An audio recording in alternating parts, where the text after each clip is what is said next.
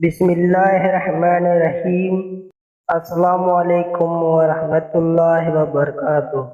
ناظرین، امید کرتا ہوں آپ سب خیریت سے ہوں گے اور میں آپ سب کو اپنے یوٹیوب چینل اسلامی ٹاپکس پر خوش آمدید کہتا ہوں۔ دوستو، آج میں آپ کو اس ویڈیو میں رسول کریم صلی اللہ علیہ وسلم کی کچھ احادیث مبارک بتانے جا رہا ہوں۔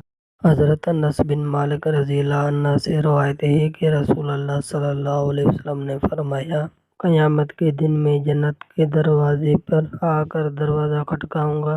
پہرے دار کہے گا، آپ کون ہیں؟ میں کہوں گا، میں محمد ہوں۔ وہ کہے گا کہ مجھے آپ کے بارے میں کہا گیا تھا کہ میں آپ سے پہلے کسی کے لیے دروازہ نہ کھولوں۔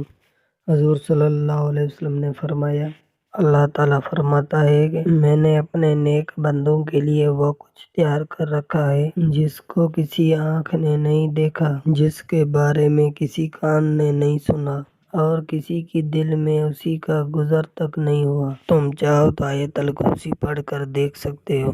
اللہ تعالیٰ آیت الکرسی میں فرماتا ہے، کوئی شخص نہیں جانتا ہے کہ نیک بندوں کے لیے کتنی خوشیاں ہیں جو پوشیدہ رکھی گئی ہیں، قیامت میں ملیں گی۔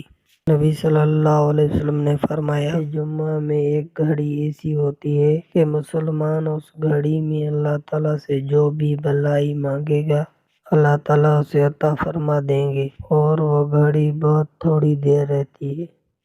حضور پاک صلی اللہ علیہ وسلم نے فرمایا کہ جب بندہ جھوٹ بولتا ہے تو فرشتہ اس جھوٹ کی بدبو کی وجہ سے 1 میل دور چلا جاتا ہے۔ وضو کے بعد کلمہ شہادت پڑھنے کی فضیلت۔ اشہد ان لا الہ الا اللہ وحدہ لا شریک لہ واشہد ان محمدا عبدہ ورسولہ۔ رسول اللہ صلی اللہ علیہ وسلم نے فرمایا، جو شخص پورا وضو کرے اور پھر کہے، اشہد ان لا الہ الا اللہ وحدہ لا شریک لہ واشہد ان محمدا عبدہ ورسولہ، تو اس کے لیے جنت کے 8 دروازے کھول دیے جاتے ہیں کہ جس سے چاہے داخل ہو۔ وَالْعِلْمُ بِالصَّوَابِ۔ دوستو، اس کو صدقہ جاریہ سمجھ کر شیئر کرو۔ جزاک اللہ خیر۔